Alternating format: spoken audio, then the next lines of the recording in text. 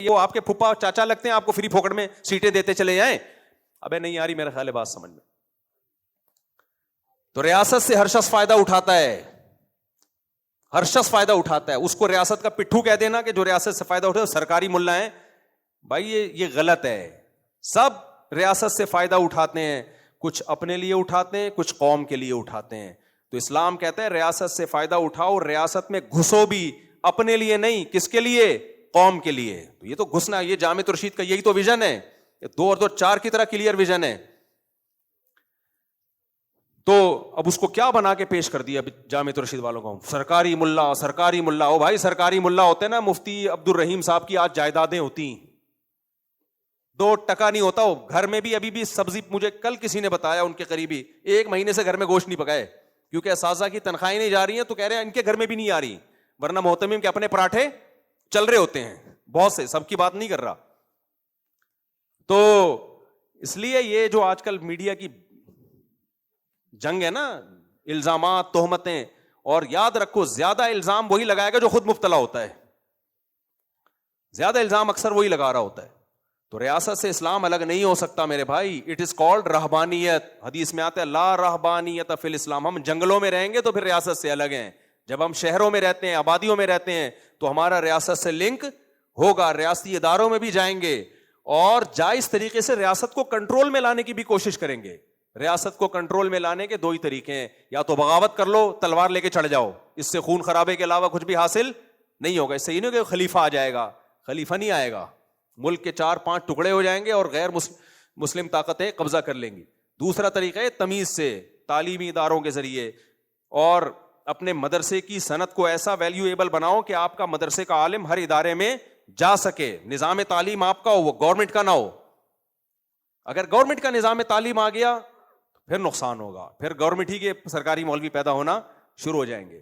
تعلیمی نظام آپ کا ہو, ٹیچرز آپ کے ہوں, لیکن آپ کے سرٹیفکیٹ کی اتنی ویلیو ہو کہ اس سرٹیفکیٹ کے ساتھ آپ فوج میں بھی جا سکو, آپ عدالت میں بھی جا سکو, آپ وکالت میں بھی جا سکو, آپ پولیس میں بھی جا سکو, آپ بیوروکریسی میں بھی جا سکو.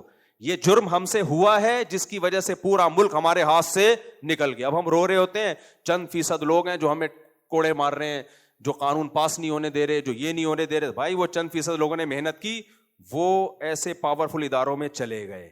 ہم نے محنت ہی نہیں کی, ہم نے ذہن یہ بنایا کہ ہمارا یہ کام ہی نہیں ہے, ہمارا کام صرف مسجد اور مدرسہ ہے. تو بھائی جب آپ خود مان رہے ہو کہ ہمارا کام ہی نہیں ہے ریاستی اداروں میں گھسنا, تو پھر جب ریاستی ادارے آپ کے خلاف گڑبڑ کرتے ہیں تو پھر شور کیوں مچاتے ہو؟ اپنے بندے تو تمہارے ہیں ہی نہیں وہاں. نہیں آئی میرا خیال ہے بات؟ تو عجیب دماغ ہو گیا بھائی صاحب. تو میں یہ بات کر رہا تھا, اسلام میں رہبانیت نہیں ہے. تو میری باتوں کا کوئی یہ ہرگز مطلب نہ سمجھے کہ اسلام دنیا داری سے منع کر رہا ہے, ڈاکٹر بننے سے منع کر رہا ہے. جب میں نے بتایا نا کہ ٹماٹر والا اور ڈاکٹر, اگر ٹماٹر والا تقوی والا ہے تو اللہ کی نظر میں اس کا مقام زیادہ. تو ہو سکتا ہے کوئی بیچارہ میڈیکل سائنس میں ڈاکٹری کر رہا ہو, وہ کہ اب میں ٹماٹر ہی بیچوں گا. یہ نہیں ہے میرے بھائی, اس کی اسلام اجازت. جس کے اندر صلاحیت ہے وہ ڈاکٹر بنے, وہ انجینئر بنے, وہ فوج میں جائے, وہ عدلیہ میں جائے. کچھ لوگ ٹماٹر بیچیں وہ بھی ٹھیک ہے. تو اسلام آپ کو دنیا چھوڑنے کا حکم نہیں دیتا, لیکن اسلام کہتا ہے ان اکرمکم عند اللہ اتقاکم.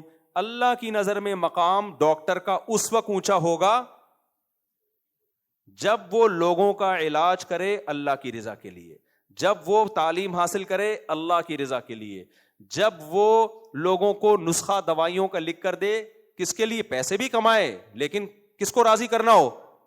بھائی وہ چرسی بھی بن سکتا تھا, وہ ہیروئن کا کام بھی کر سکتا تھا. دیکھو نبی صلی اللہ علیہ وسلم نے فرمایا کہ جب کوئی شخص اپنی بیوی سے اپنی خواہش پوری کرتا ہے, اس پہ بھی اللہ اجر دیتے ہیں. صحابہ نے فرمایا یار سے تو اپنی خواہش پوری کر رہا ہے, اس پہ اجر کیسا؟ نبی نے فرمایا اگر وہ یہ خواہش حرام طریقے سے پوری کرتا, اس کے پاس آپشن تھا نا.